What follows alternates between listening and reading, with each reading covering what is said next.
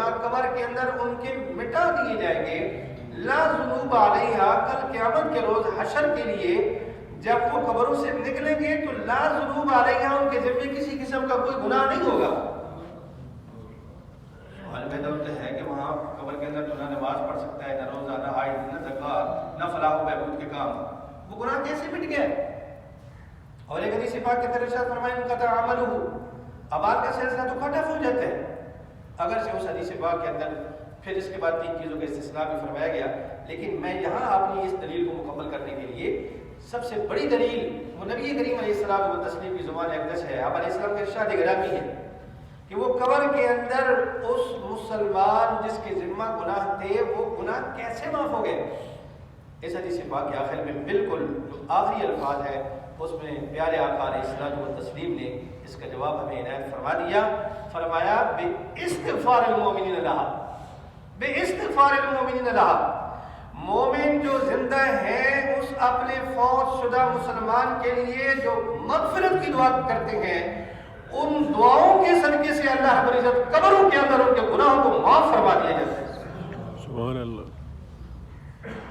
اس سے بڑھ کر اور کیا دلیل ہو سکتی ہے جناب؟ قرآن مجید کی آیت ان احادیث طیبہ کے اندر جو ہمیں پتہ چل رہا ہے کہ فوت شدہ مسلمان کے لیے جو مسلمان دنیا میں اس کی مغفرت کے لیے دعا کرتے ہیں یہ بہت پاورفل دعا ہوتی ہے اور بہت مضبوط طریقے سے وہ اثر کرتی ہے اللہ رب العزت کے حکم سے، اور بہت سارے گناہ گاروں کے کام قبر کے اندر ہی بن جاتے ہیں، ان کی قبروں کو روشن اور منور کر دیا جاتا ہے. الحمدللہ ثم الحمدللہ.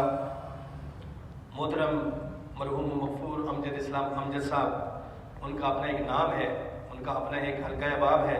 آپ سب لوگ جانتے ہیں کہ کس طرح وہ کئی لوگوں کی دلوں کی دھڑکن ہے اور بہت عقیدت کے ساتھ وہ یاد کیے جاتے ہیں، اور ان کا جو ایک مؤثر کلام ہے وہ بہت وسیع پیمانے پر ہے. انہوں نے امت مسلمہ کو بہت مضبوط میسیج دیے. کمال کے ادیب تھے، بہت یعنی نامور شاعر تھے، اللہ اکبر، ادب کے استاذ تھے. تو آج ہمارے لیے ایک دینی اور اخلاقی اور بحیثیت مسلمان ہمارے اوپر یہ ضروری ہے کہ ہم نہ صرف اپنے محترم مرحوم مغفور امجد اسلام امجد صاحب کے لیے دعائیں مغفرت کریں بلکہ دیگر امت مسلمہ کے افراد جتنے بھی اس دنیا سے آج تک ایمان کی دولت سے بیٹھ کر چلے گئے ہیں ان کے لیے بھی آج ہم مغفرت کی دعا کریں گے، اور اپنے لیے بھی. اور بالکل آخری ایک چھوٹا سا میسج جو اولاد کے لیے ہوتا ہے وہ بھی حدیث پاک کے اندر جس کو امام ولی الدین تبریزی نے اپنی مشہور زمانہ کتاب حدیث کی مشکات المصابیح کے اندر نقل فرمایا اس حدیث پاک کو.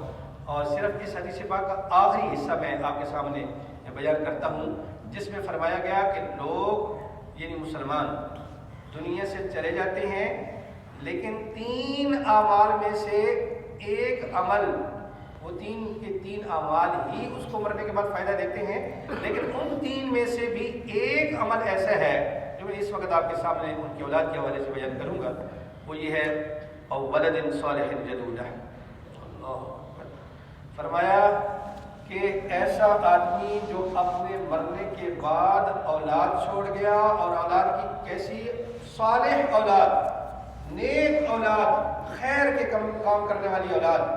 فرمایا خود وہ والدین جو چلے گئے دنیا سے لیکن ان کی اولاد جب دنیا میں ان کے لیے دعا کرتی ہے تو وہ دعا بھی ایک ایسا اہم ذریعہ ہوتا ہے جو اس کے والدین کی بخشش کا باعث بن جاتا ہے. ہم نماز پڑھتے ہیں نا اور السلام علیکم ورحمۃ اللہ کمپلیشن کے بعد سلام کہتے ہیں دونوں طرف، اور اس سے پہلے جو ہم دعا پڑھتے ہیں رب اجعلنی مقیم الصلاۃ ومن ذریتی ربنا وتقبل دعا ربنا اغفر لی ولوالدی. کیا کمال کی اللہ رب العزت نے ہم پر مہربانیاں فرمائی ہیں.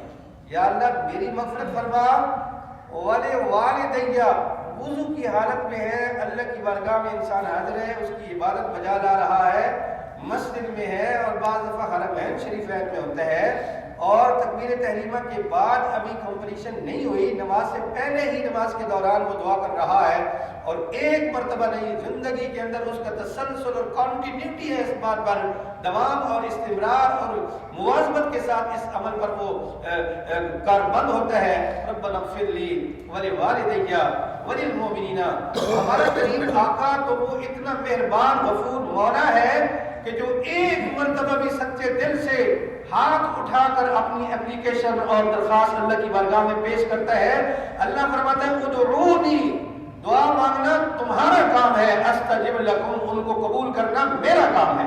سبحان اللہ۔ تو جب اولاد مسلسل اللہ رب العزت کی بارگاہ میں اس کو ریپیٹ کر رہی ہوتی ہے، ربنا اغفر لی ولوالدی ربنا، یہاں پہ ایک کیفیت آئی ہو جاتی ہے، یہاں پہ جلدی سے آنکھیں بند کر کے نہیں گزر جانا چاہیے، یہاں پہ ربنا اغفر لی ولوالدی، یہ ترانہ بار بار گاتے رہے اللہ کی بارگاہ میں، اپلیکیشن پیش کرتے رہے اور سوز کے ساتھ، انتہائی خشوع و خضوع کے ساتھ، دیکھیں پھر کام بنتا ہے کہ نہیں بنتا۔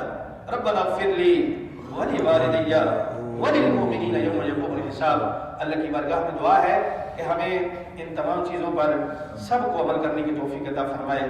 وآخر دعوانا الحمدللہ رب العالمین۔